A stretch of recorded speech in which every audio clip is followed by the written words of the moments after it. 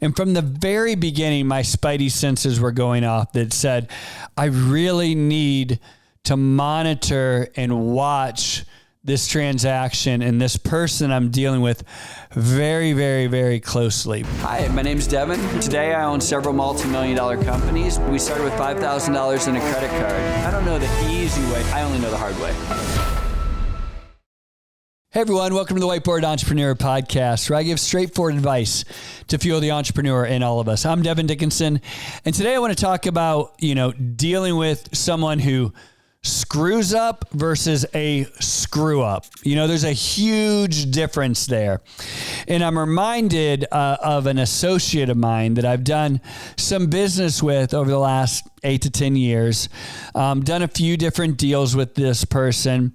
And from the very beginning, my spidey senses were going off that said, I really need to monitor and watch this transaction and this person I'm dealing with very, very, very closely, because something felt off and I couldn't understand if this was just, maybe the person wasn't super great at their job, or if they had serious ethics problems and, someone who just wasn't to be trusted.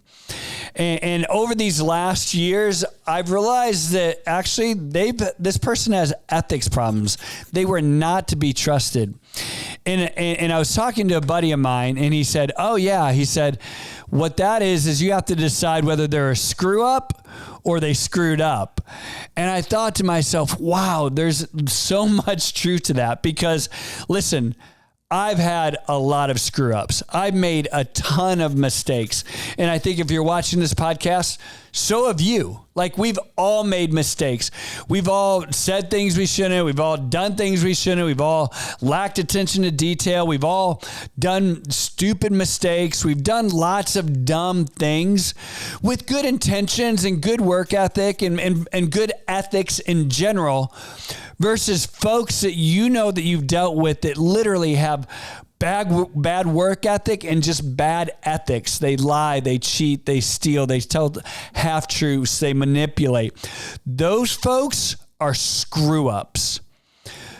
The difference between someone who screws up is people who do things that their intentions are not wrong. The underlying intentions are still basically good, but they made some really bad mistakes and some bad choices. And these are people that we deal with, right? These are people that we invest with, as long as they're willing to learn and grow, because I was one of those, right? I think back to my first 5 or 6 years in business. I mean, one of these days I'm going to do a podcast on all the things that I used to make my boss mad about and all how I screwed up so many times. But he knew that my intentions were good. He knew that I was working hard and I was trying, that I was just making mistakes and being young and dumb and doing dumb stuff. And I still do dumb stuff. But I would like to believe that my intentions are good. My ethics are good, versus those folks that you have that literally have bad ethics, that are self-centered, they're narcissistic, they're willing to lie, cheat, steal. Their ethics, their terrible work ethic. They will do whatever it takes to get ahead. And these are the types of people that we have to remove ourselves from remove from our organizations and do our best to not do business with. And so in our lives, we think about all the time when something happens at the office, and ascertaining and trying to decide, did this person just screw up or are they a screw up? And I don't think this is a one-time thing. I don't have, a checklist of 3 different times and you're a screw up. And I think that people that do, and the people that are out there kind of headhunting people, I think there's something seriously the matter with that type of a leader. Because as a leader, we should live in grace and we should try to believe the best for everybody and try to have that heart of compassion and forgiveness and grace for those that we work with and our associates and our vendors and everybody. But we also need to have the discernment when there's someone who is trying to take advantage, when there's someone whose ethics do not align to the way that you do business, when there's someone who will lie, cheat, and steal to get ahead in your company or dealing business with you. And that is our job, to deal it, to discern, and to deal with those individuals. Have grace for those who screw up and zero tolerance for screw ups.